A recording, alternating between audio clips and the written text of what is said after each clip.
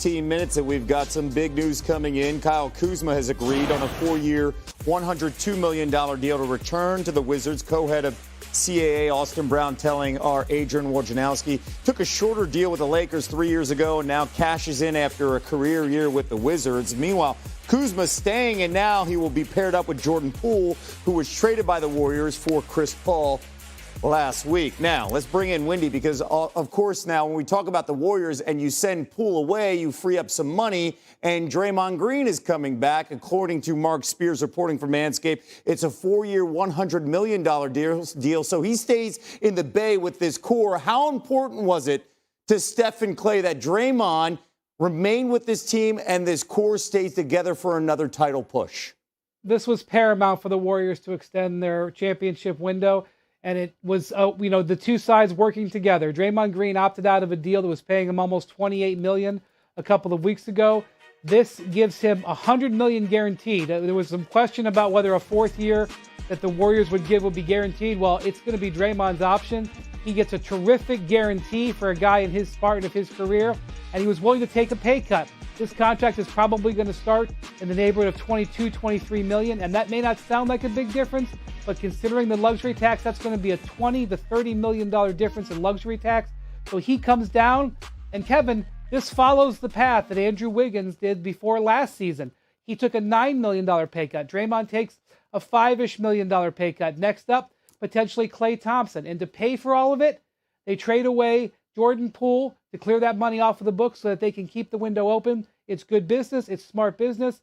And the beat will go on in Golden State as they look to get a fifth ring together. Okay, we will see how this continues to play out for the Warriors, but most importantly, they keep the core three together at the moment. And let's send it over to Elle with much more. Yeah, thanks so much, Kevo. Our front office insider, Bobby Marks, is with us now. We keep saying that they've got the core, but we just heard Tim Legler say the Warriors still need to add depth. So now that the Draymond domino has fallen, what moves can they make now? Well, Draymond actually saved them some money here, basically coming in. We had him at projected $30 million. Opted out of 27.6, so we're going to just drop his number down to 22 million, and we're still going to slide him in, still in a luxury tax. Okay. They only have the veteran minimum exception to go out and fill out their bench. I'm looking at what they did the year they won the championship. Go out and get established veterans. Certainly, when you look at a player like Dario Saric, right? They need a stretch four, a big that can make shots. We have him at projected at $5 million. He would have to come in right around $2.5 million. So you can add him up. It's similar to what they did with they added Otto Porter, Nemanja Bjelica, players like that. Established veterans for that young bench of theirs. Here's a number that Warriors fans are probably familiar with. Since the start of the Steve Kerr era, the Warriors have outscored opponents by over 4,000 points when Draymond Green is on the floor. Certainly they, at the very least, stayed as one of the top teams in the league by locking him up. Let's also react to some news we just got from the Wizards. They're going to re-sign Kyle Kuzma, extend him 4 years, $102 million for our Adrian Wojnarowski. So now that that's done, Bobby, what else can the Wizards do, and how can they add more pieces to this roster? Yeah, they're not done at all. I think what you're going to see is, and we have Kuzma, that's a big number, 102. Mm-hmm. We had him projected right around $25 million, so a little bit less, right around there. So when we slide them in there, they're still going to be over the salary cap, not under the luxury tax. I'm looking at more from the trade market. They are loaded with guards. Jordan Poole, Tyus Jones. Keep an eye on players like Monty Morris and DeLon Wright as far as from the trade market here. They've got 17 players under contract. They are not done right now. There it is. So Bradley Beal moves on, and of course they've locked down Kyle Kuzma. And let's also react finally to a tweet from Ramona Shelburne earlier today, who said the Sixers are not going to extend Tyrese Maxey this summer, but he is still seen as a big part of their future. Maxey, who averaged 20 points a game with over 3 assists, is set to become a free agent after next season. Why are they making the decision to do this for a guy that seems like a pretty big piece of their runs the last couple of years? Every free agent has a cap hold. Okay. For Tyrese Maxey, it's $13 million based on where he was picked. That goes to team salary. I'm looking at a Maxey salary starting at $30 million. So if you extend him now, you all of a sudden lose $17 million in cap space. So you're basically in a holding pattern. Here's the other thing. If you extend him now, that takes a trade chip off the deck as far as them being able to trade Tyrese Maxey. What happens if Damian Lillard all of a sudden becomes available? Sure. Okay, so it's a strategic move more than one based on merit because, man, he slid all the way to 21 to them, and he's certainly been a steal there for Philadelphia. Bobby Mark standing by. So we've got so much free agent news still ahead here on SportsCenter, like high-ranking number, Kevin, for a current NBA champion. Yeah, Bruce Brown, who showed out, especially for the Nuggets coming off the bench, career highs when you talk about points and what he did from shooting from three. How about a 2-year, $45 million deal with the Pacers? Tim Legler joining us now. Legs, when you see that full-screen graphic and like Jeremy Grant, 5 years, $160 million. We're talking about a second-round pick with the Sixers in 2014, play with 5 teams, now staying with the Blazers, and then what Brown just got, your reaction? Well, my first reaction, Kevin, is I wish my parents met 25 years later. That's the first thing that goes through my head when I see all those numbers. But listen, I think Bruce Brown, let's get into Bruce Brown a little bit.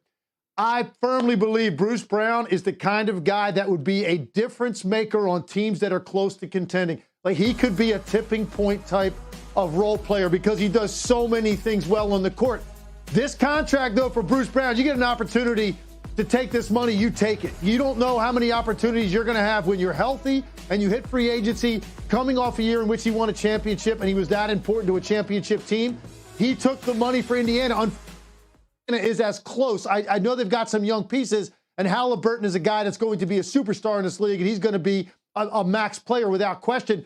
But you look at the Pacers, 12 games under 500, outside the lottery or outside the play-in. This is a team that I think is further away than some of the other teams that Bruce Brown potentially could have looked at, made a difference. But here's the thing, Kevin, not a lot of those teams I'm talking about had enough money to sign Bruce Brown. So he would have had to take less money to be on a team potentially that could make another championship run somewhere. And I just don't think a guy in his situation could risk that. You've got to get that guarantee, get that money banked. It's a 2-year deal. He'll be back on the free agent market potentially in a couple years, and maybe he looks at it differently when he's got some more money in the bank. To your point, we're talking about a guy, career earnings $15 million.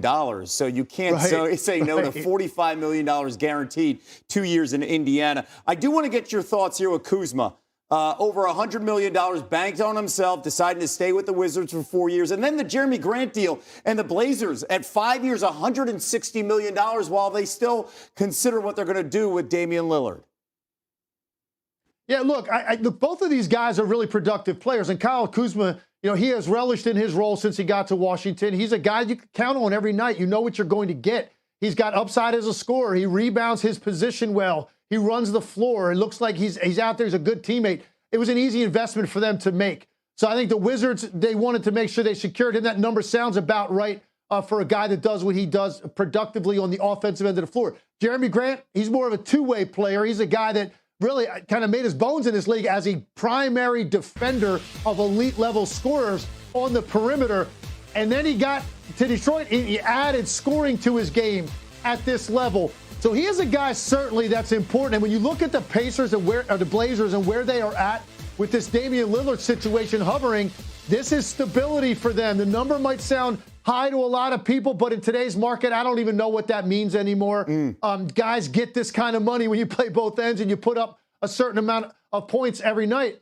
Scoot Henderson coming in, so if they do trade Lillard, you now have stability around Scoot Henderson when you have a two-way forward to go along with him. More and more, we see the trend, Kevin, the last 2 years, guys re-signing with their teams rather than going out and exploring the waters elsewhere. They can get those monster deals, and you mentioned Grant scoring averaged over 20 points per game in his only year with Portland. Legs, thank you so much. Stand by as we continue to have breaking news. Elle? Yeah, stand by. It's all part of the process. Speaking of which, let's take a look at some of the notable teammates throughout Joel Embiid's career as we await where James Harden could potentially be ending up. At the beginning of the process, the Sixers paired Embiid with Ben Simmons. How'd that go, Kevin? Okay. Good at first. He was a 3-time All-Star, Rookie of the Year, 2-time All-Defensive Team selection. He made an All-NBA team in his time with the Sixers. But then 2017 happened, and they selected Markelle Fultz with the first overall pick. His stay in Philly cut short. He played a total of 33 games in 2 seasons with the Sixers and averaged just under 8 points per game. Then in 2018, they were like, let's go get Jimmy Butler. And he helped them to a Game 7 against the eventual champion Raptors. You remember Joel crying. Philly was the only team to beat Toronto at least 3 having too much times fun during in that this league. playoff run. I'm not. It's tough for me. And of course, then there was James Harden. This past season, the Sixers became the 6th team in NBA history to have the scoring champion, Embiid, and assist champion, Harden, on the same team in a single season. But of course, all Sixers fans are licking their chops at what could be. Damian Lillard, a 7-time NBA All-Star with the Blazers, appeared to address the latest Harden news and the possibility that he could be traded to Philadelphia with this cryptic tweet. He said, "Survived too many storms to be bothered by raindrops." Certainly, Brian has also weathered some storms. He is, after all, a wind horse. Oh my gosh. Windy, I'm with you, Wendy. well, I thought we would laugh. That's fine. What do you think it would take, Wendy, to get Damian Lillard in Philadelphia? Well, it takes Dame Lillard to want to try to leave the Blazers, number one, because he hasn't asked for a trade yet. And I know that they just gave this massive contract to Jeremy Grant, and that is a terrifically aggressive move by the Blazers. But he was on the roster last year of the team that didn't make the playoffs. So we'll see what they've got could do. But first, Dame's got to ask for a trade. And second, Dame's got to maybe try to put Philly on his list. Now, I know he doesn't have a no-trade clause. And, if he was on the trade market, the Blazers wouldn't necessarily have to trade him exactly where he wants to go. But, with a player like this, the greatest player in franchise history, I don't think that they're not going to work with him. So the Sixers have to have a team put together that maybe Dame would want to try to get himself to. That's going to be a big factor. And I think that one of the things that you'll see as Philly has negotiations on the James Harden trade is they'll do it with an eye towards Dame Lillard. If Dame Lillard is still possible. If he announces he's going to stay with the Blazers for the rest of the year, okay. If he asks for a trade and wants to go someplace else, okay. But I think the Sixers are going to leave the option for Dame Lillard open as long as it's a possibility. Yeah, well, the Sixers have been bounced 4 of the last 5 years on the conference semis, and so certainly if he's a half-full guy, he could say at least they were there, which is, Kevin's giving me the look, which is more than anyone else can say, at least in Portland. So while we're entertaining potential free agents going to the Sixers, let's talk Kyrie Irving, right? He moved to the Mavericks around this trade deadline this past season. But they and Luka Doncic struggled to find their groove together. So what are you hearing about his potential future? Well, Kyrie is going to go out and have some meetings with some teams. We'll see how many meetings he actually gets. But he's trying to create a market. He's trying to find some teams that will make him an offer that would make the Mavericks do something besides bid against themselves. Look, the Mavericks want him back. I think the Mavericks are willing to pay him a ton of money. But I think the question is for how many years? Kyrie is looking for a 4 or 5 year contract. I don't think the Mavericks are there. The way you get there, have somebody else want you. The place to watch, Al, despite all these places he may have a meeting, is Houston. Houston is a team that is in need of a point guard, searching it. They have $60 million in cap space. But look, if they come to an agreement with another point guard in the short term here, specifically Fred VanVleet, a guy that everybody knows they are targeting, and they come off the board, that's going to hurt Kyrie Irving's leverage. I suspect him to keep an eye on Philadelphia to see if something opens up there with James Harden in a potential multi-team trade. But I think at the end of the day, he's going to be back with Dallas. It's a matter of working out the terms of the deal. Yeah, certainly we'll be keeping an eye on it, see if any of these rumors have any wind behind them. Brian Windhorst joining us here. Goodness. I'm booing myself, Brian. It's fine. I'm booing myself. Windy with the latest. Thank you. A team that is expected to be active during free agency, the Spurs. Well, a week from today, Vegas Summer League begins.